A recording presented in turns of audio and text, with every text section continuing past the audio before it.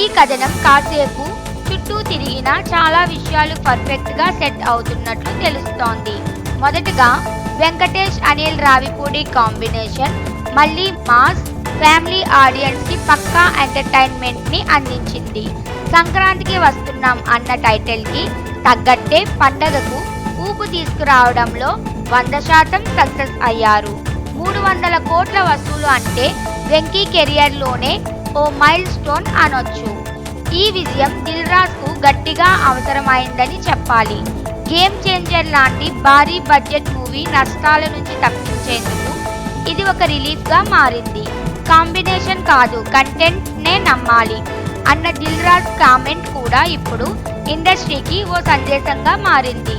ఇప్పుడు అంతా focus Anil Ravipudi megastar Chiranjeevi combination పై ఉంది.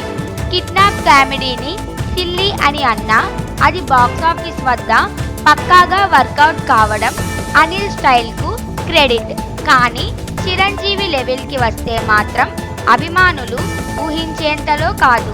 పంచులు కామెడీ సరే, కానీ ఎమోషన్, హీరోయిజం, పవర్ఫుల్ స్టోరీ కూడా కావాలి. అనిల్ రావిపూడి చిరు కోసం మళ్ళీ ఫన్ మిక్స్ చేసిన కథని తీసుకుంటాడా, లేక నిజంగా మెగా ఫ్యాన్స్కి కూడా థ్రిల్ చేసేలా మాస్ కంటెంట్తో వస్తాడా అన్నది అసలైన కన్సెషన్.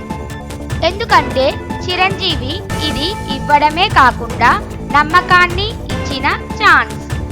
ఇక నిర్మాతల విషయానికి వస్తే కొణిదెల సుష్మిత చాలా ప్లానెడ్గా ప్రాజెక్టులు హ్యాండిల్ చేస్తూ వస్తోంది. వాల్తేరు వీరయ్య తర్వాత మళ్ళీ అదే జోష్ని కొనసాగించాలంటే కథే కీలకం.